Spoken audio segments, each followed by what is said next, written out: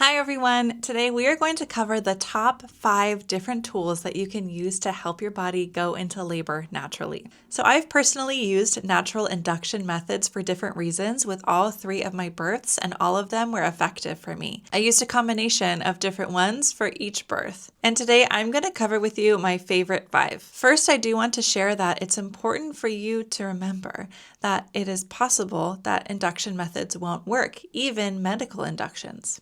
And one tool you can use to help you kind of guess if the induction method will be effective or what induction method will be most effective is by doing a cervical exam in pregnancy.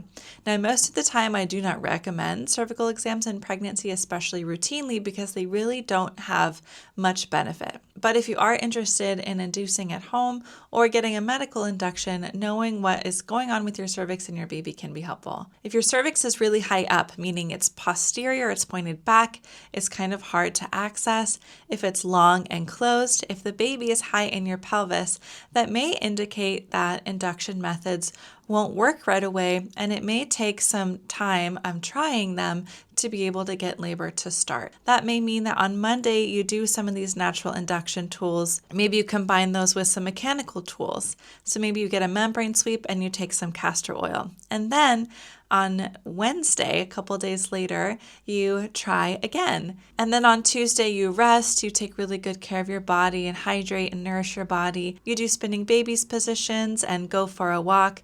Maybe you have sex and have an orgasm, rest your body, take nice long sweet baths. And then the next day, you can try the castor oil and the membrane sweep again. For some people that are really wanting to induce labor for whatever reason, if their body is just simply not ready to go into labor, they may choose to either wait and reassess how they feel in a few days or a week, or start trying these methods knowing that they may have to take a pause and try again. This can feel emotionally challenging to get really worked up and excited about going into labor, all for it to not happen. So I invite you to remember that sometimes with any induction method, it can take many days, and this doesn't mean that there's anything wrong with you or your body. It's just that that's the way the process is going.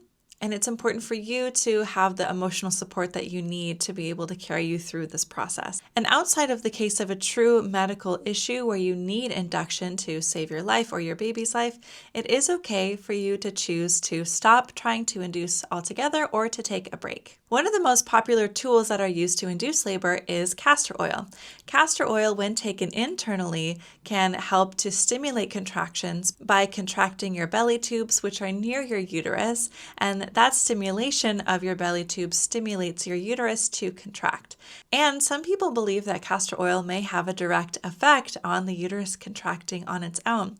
And there has been research that has shown that when castor oil is exposed to uterine tissue, the uterine tissue increases in contractile activity. A lot of families make the mistake of taking in too much castor oil, and that can lead to them throwing up or having diarrhea, which is really not fun. It can be unsafe to take too much castor oil that leads to a lot of throwing up and diarrhea because that can make you dehydrated. So one of the most common ways that I see castor oil being used is through a very specific recipe called the Midwife's Brew.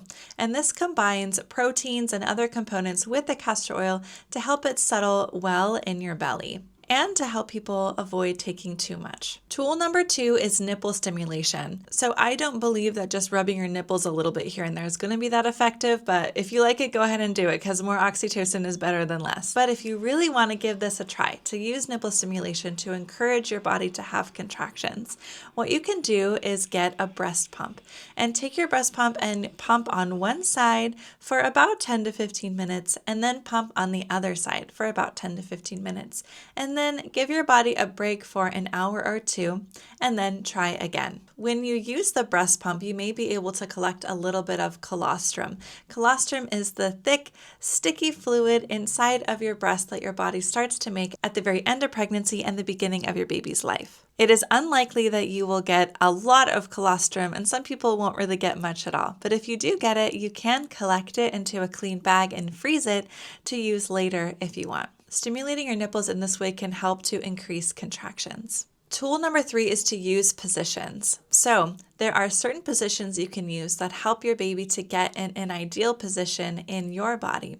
Your baby knows exactly how to align themselves in your pelvis perfectly, and they go through this really amazing series of movements as they work their way through your pelvis in order to be born. They don't just like go in and come out, but they do a whole series of movements to help their shoulders navigate the bony structure of your pelvis. Your baby's position directly affects your sensations in labor. It directly affects your ability to go into labor and how well labor progresses. I really believe that position is everything. So doing the 3 sisters at home throughout the day, which is a series of positions that Spinning Babies teaches families that you can find online or you can find in my birth class, helps to soften and elongate the musculature and the ligaments that surround your pelvis to give your pelvis more space. And when you can give your pelvis more space, it helps your baby to have the space that they need to align in an optimal way.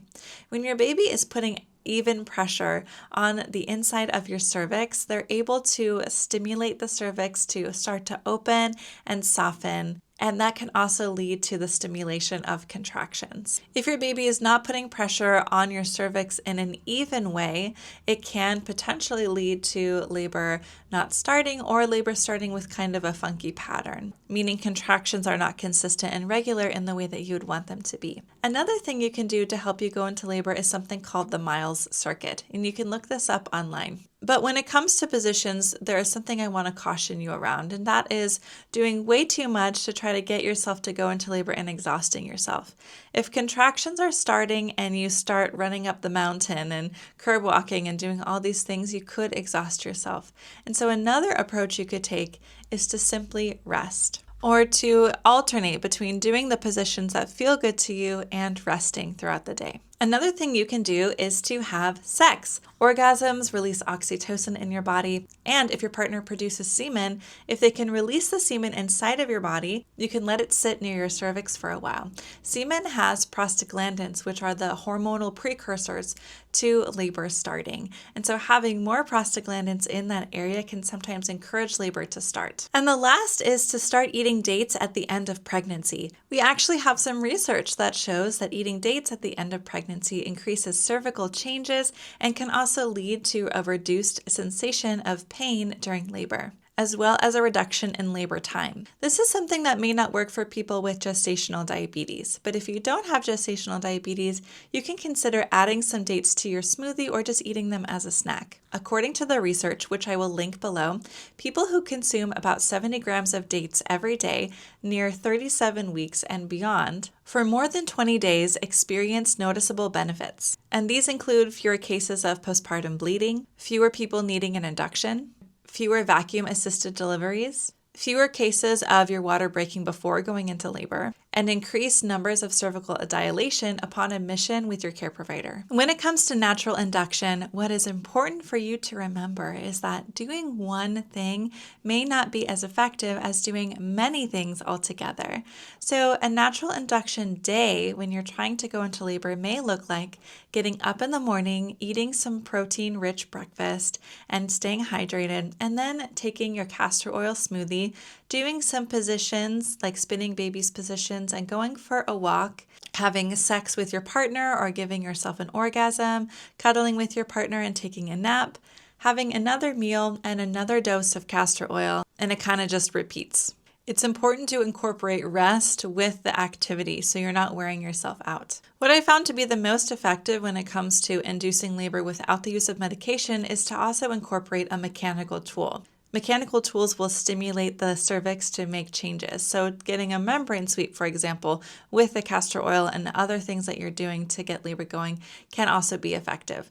There are more risks to mechanical tools than there are to natural tools. I offer a full illustration on all the risks and benefits for all of the options available to you when it comes to induction, between mechanical induction, natural induction, and medical induction. And you can find all of that in my Peaceful Birth Method course in my group, the Peaceful Birth Academy. You can also work with me personally, and I can give you personalized guidance and support to support you in making your birth plan, answer your questions, or to help you make an induction plan that really feels best for you if induction is something that you want to do. And there's a community of other parents that you can connect with and ask questions from as well.